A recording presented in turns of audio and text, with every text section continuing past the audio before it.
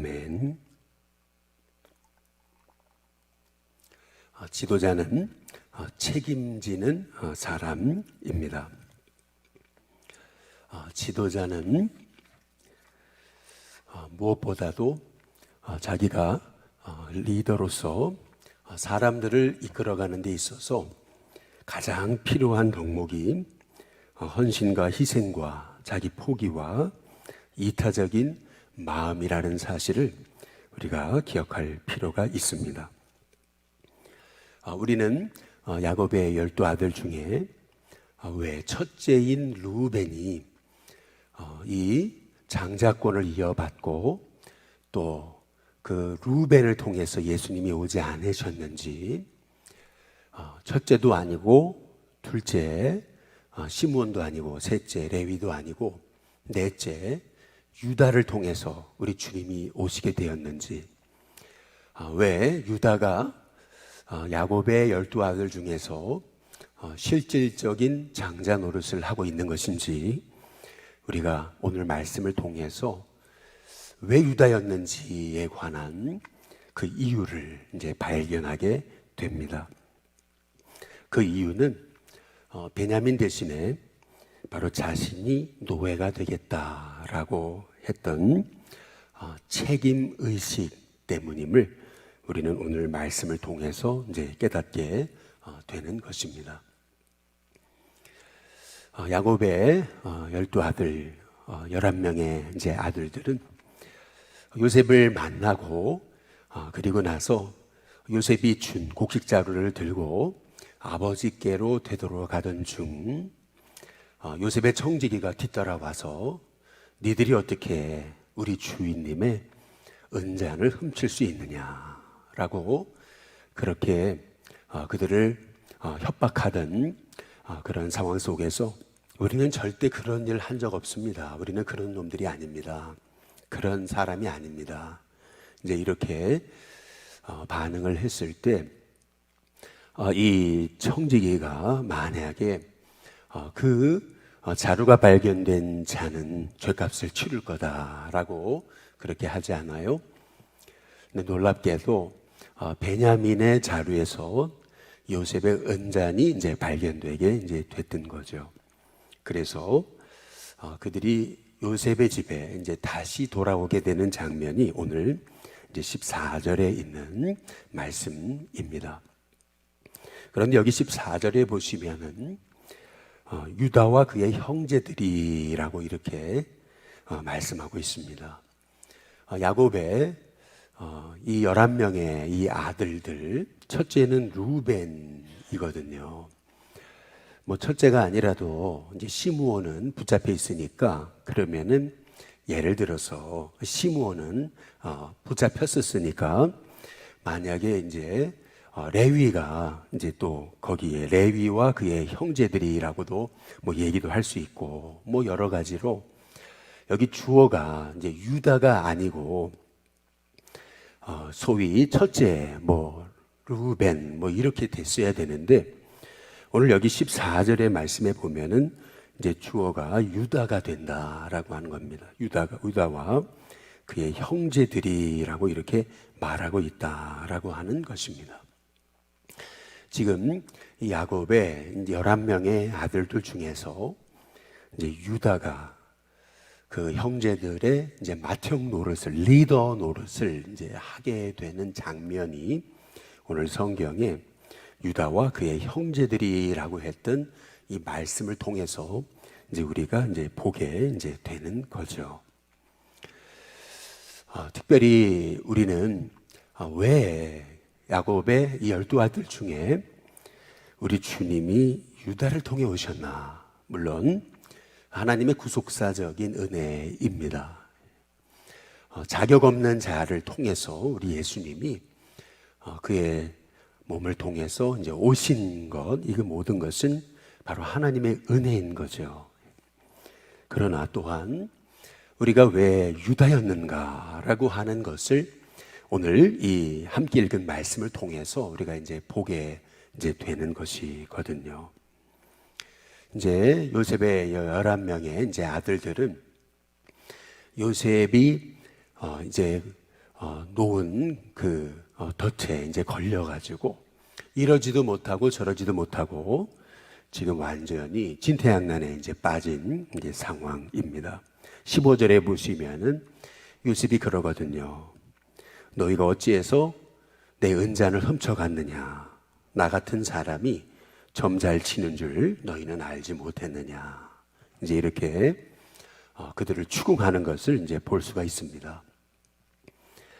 딱 걸렸잖아요. 이제 그것도 막내 이제 베냐민의 자루에서 현장에서 그 은잔이 나온 거잖아요. 이건 뭐 어찌 도망칠 수 있는 구석이 없는 완전 현장에서 이 은잔을 훔쳐가다가 결국 붙잡힌 신세가 이제 된 것입니다. 이 죄값에 대해서 이제 치를 수밖에 없는 이제 그런 상황이 이제 벌어지게 된 거죠. 그런데 16절에 이제 보시면은 유다가 이런 얘기를 해요. 우리가 내 주께 무슨 말을 할 수 있겠습니까? 무슨 설명을 할 수 있겠습니까? 무슨 변명을 할 수 있겠습니까? 이제 그러면서 유다가 말하는 것은 우리가 어떻게 우리의 정직함을 나타낼 수 있겠습니까? 이제 이렇게 이제 말하고 있습니다. 은잔이 베냐민의 자루에서만 나왔잖아요. 그러니까 결국 뭐 형들은 다 이제 베냐민을 의심할 수밖에 없는 거잖아요. 그러나 유다는 오늘 이 상황 속에서 우리의 정직함을 어떻게 우리 주께 나타낼 수 있겠습니까? 이제 이 한마디의 고백을 통해서 유다는 베냐민이 정직하다라고 하는 사실을 알았던 것 같습니다. 그런데 그럼에도 불구하고 오늘 여기 말씀에 보면은 유다가 얘기하잖아요. 16절 중반 이후에 보면은 하나님이 종들의 죄악을 찾아내셨으니 라고 이렇게 말씀하고 있어요. 하나님이 종들의 죄악을 찾아내셨다라는 말은 다 들추어내셨다라고 하는 그런 말씀입니다. 전혀 엉뚱한 사건 앞에서 지금 유다는 과거에 자신들이 요셉을 팔아넘긴 그 죄값을 하나님이 다 들추어내고 계시다. 그 죄를 다 드러내고 계시다라고 지금 유다가 고백하고 있는 겁니다. 지금 유다는 당신 앞에 선 이 총리가 요셉인지는 몰라요. 실은 요셉 앞에서 이제 이런 얘기를 할 상황이 아닙니다. 이제 그러나 유다는 이러한 고난 앞에서 자기들 앞에 닥쳐진 이 진퇴양난의 상황 속에서 유다는 자신의 죄를 보는 거예요. 철저히 유다는요, 여기서 우리의 죄값을 치르고 있는 거구나 라고 하는 사실을 그는 깨닫게 되는 겁니다.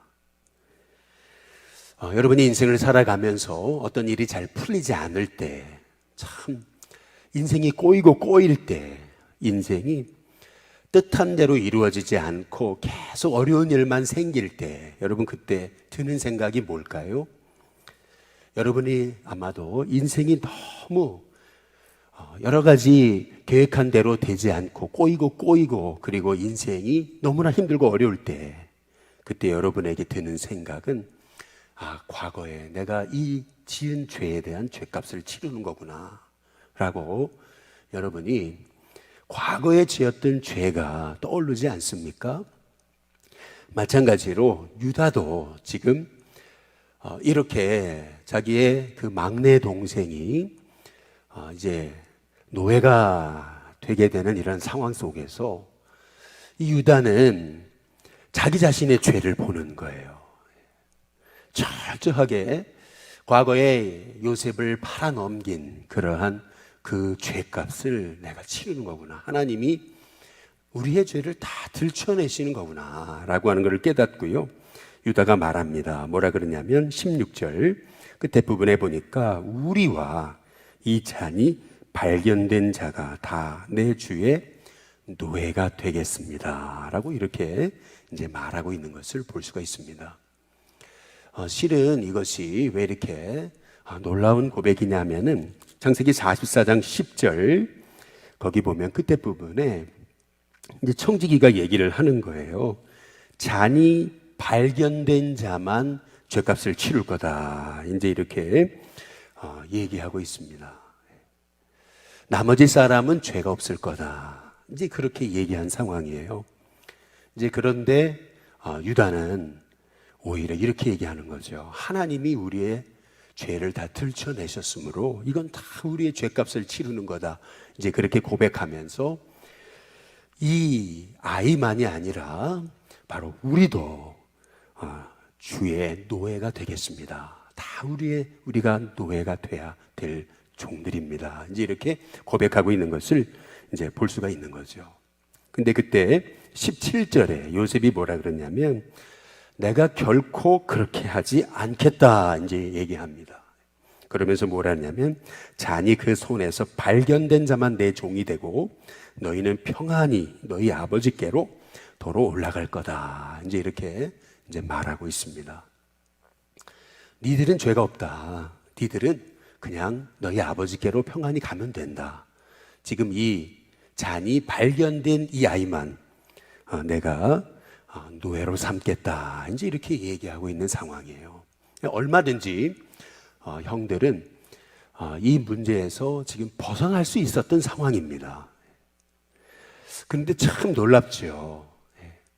이제 18절에서부터 보시면은요, 34절까지 이 18절에서 34절까지의 말씀은요, 무려 17절이나 되는 말씀인데 이 17절이나 되는 말씀은 유다가 이제 요셉을 향해서 설득하는 장면이에요.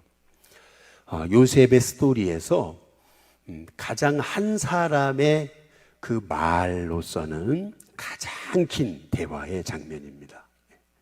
아니, 창세기에서 나오는 한 사람의 말 중에 가장 긴 말이 여기 유다의 말이에요.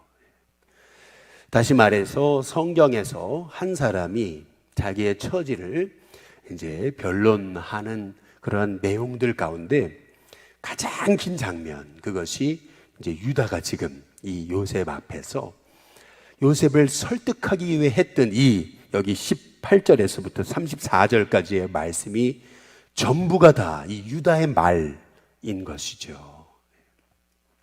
유다는 지금 이 요셉에게 내 주님 원합니다. 제가 한 말씀만 아래도 되겠습니까?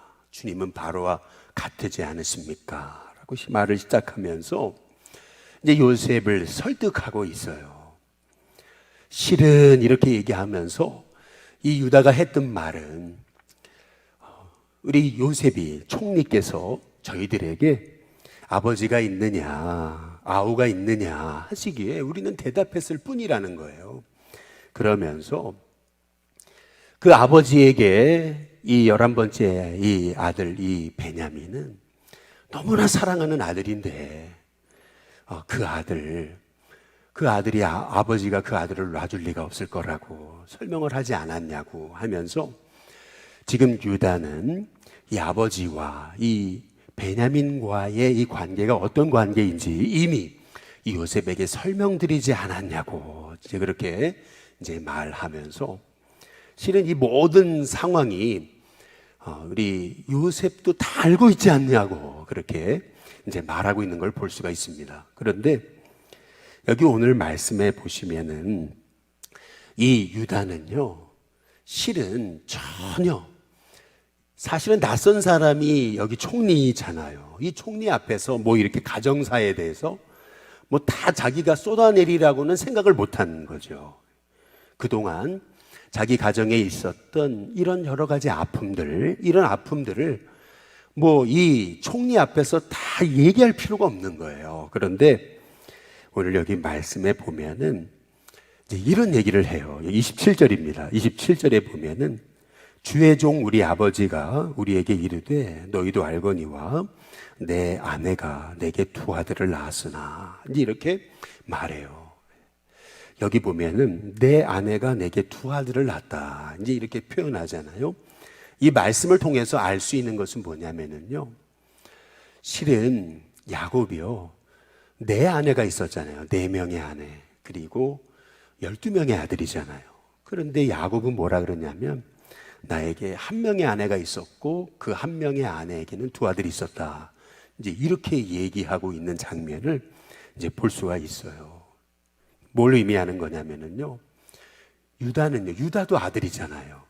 그런데 야곱은요, 꼭 유다는 사생아인 것처럼 그렇게 지금 얘기하고 있는 그 아픔을 이 유다가 다 쏟아내는 거예요.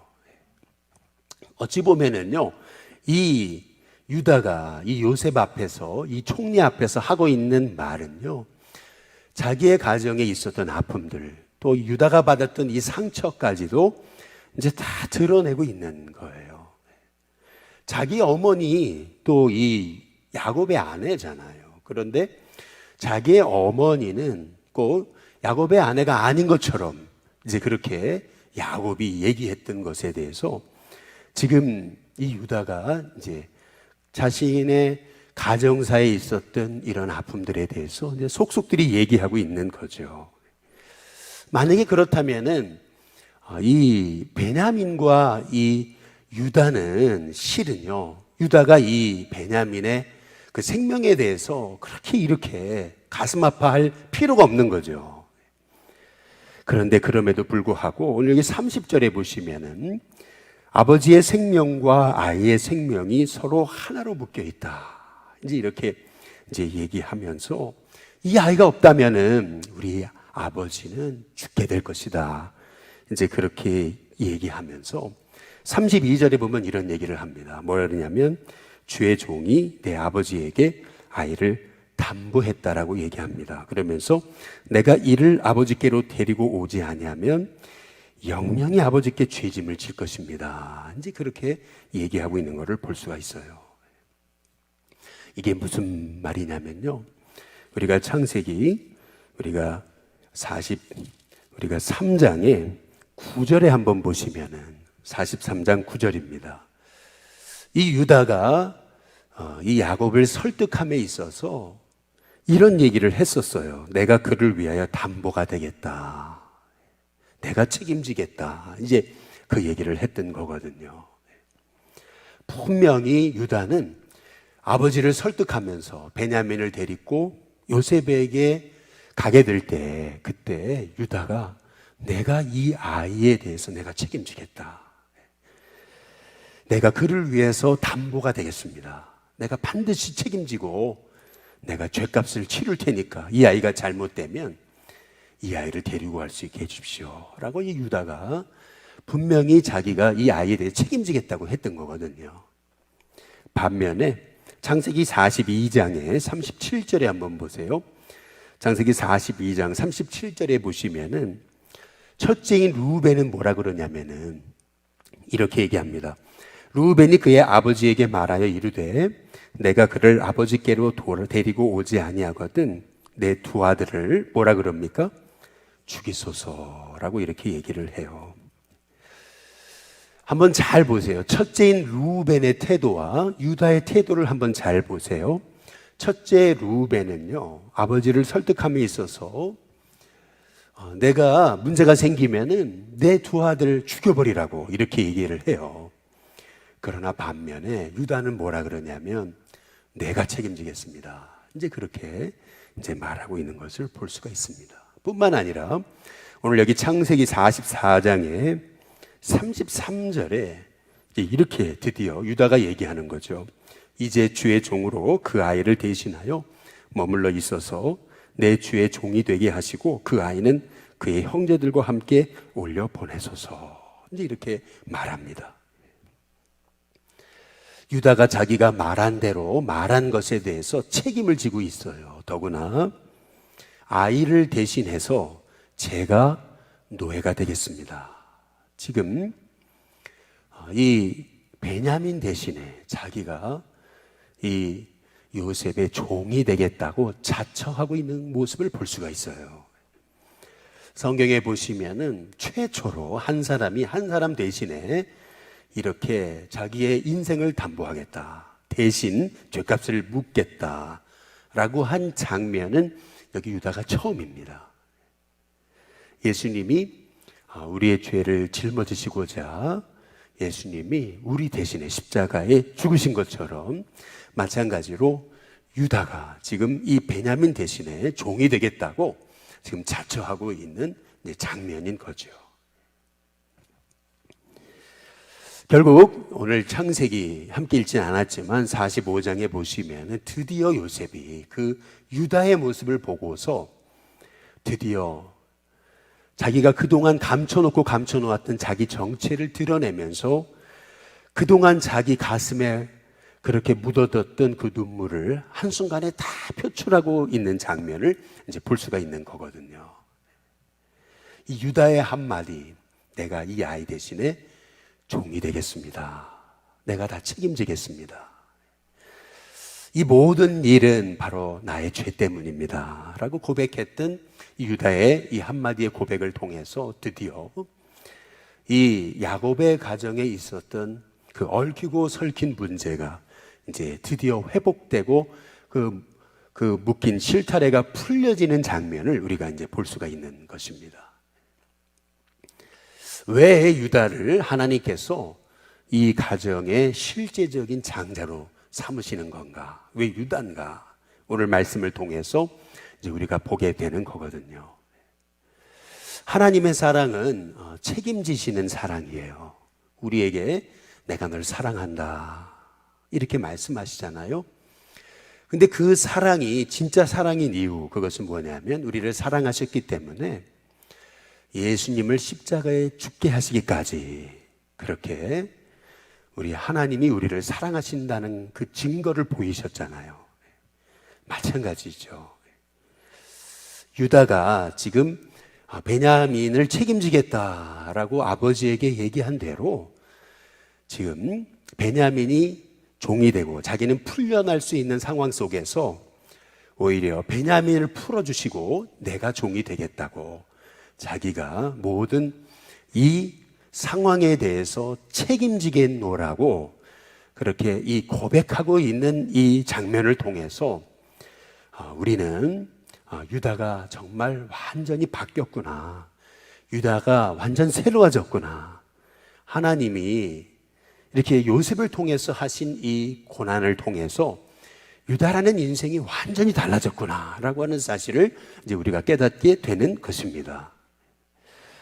우리는 이 유다의 모습을 통해서 결국에는 하나님이 왜 유다를 그 가정의 형제들의 맏형 노릇을 하게 하셨나? 왜 리더로 세우시는 건가? 다른 게 아니죠. 결국에는 유다는 이 모든 상황을 책임지고 있습니다. 결국에 하나님이 저와 여러분을 왜 이 땅에 목회자로 세우시고 또 장로님으로 세우시고 또 왜 속회 지도자로 세우시고 또 선교 회장으로 세우시고 각 부서의 부서장님으로 세우셨냐는 거예요. 왜 한 공동체의 지도자로 세우셨냐는 거죠. 그것은 다름 아닌 여러분의 공동체를 맡기신 거예요. 맡기셨다면은 내가 그 공동체에 대해서 내가 그 공동체를 책임지는 하나님의 사람으로 나를 부르신 거 아니겠어요? 그렇다면은 공동체가 잘 되는 것도 내 책임이고 공동체가 잘 되지 않는 것도 바로 내 책임인 거죠.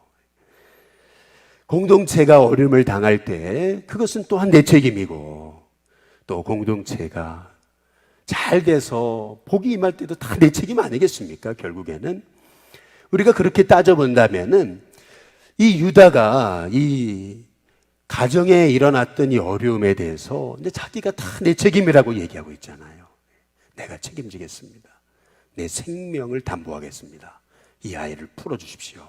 내가 노예가 되겠습니다. 이게 참 엄청난 고백이라고 하는 사실을 우리가 깨달아야 된다라고 하는 사실이죠. 바라기는 하나님이 저와 여러분을 쓰시기를 원하세요. 그리고 여러분의 공동체의 리더로 세우셨습니다. 이제 그렇다면 우리는 우리 공동체의 리더로서 책임지는 사람이 돼야 되지 않겠습니까? 어제 우리가 우리나라의 지도자를 세우는 선거를 했지만 결국에는 책임지는 사람이 지도자잖아요. 책임지지 않는다면 지도자일 수 없잖아요.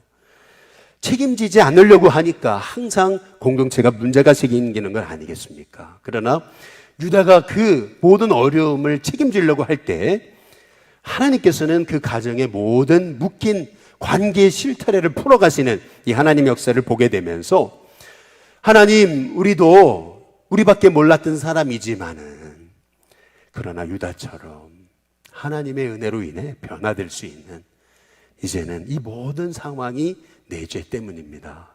내가 책임지겠습니다. 내가 이 아이를 생명을 담보해서 내가 노예가 되겠습니다. 이 고백했던 이 유다의 마음을 저와 여러분이 깨달아 알아서 하나님, 우리도 이런 주님의 종이 되게 달라고 기도할 수 있는 저와 여러분이 다 되시기를 주님의 이름으로 축복합니다. 우리 시간 찬송가 540장 우리 함께 찬양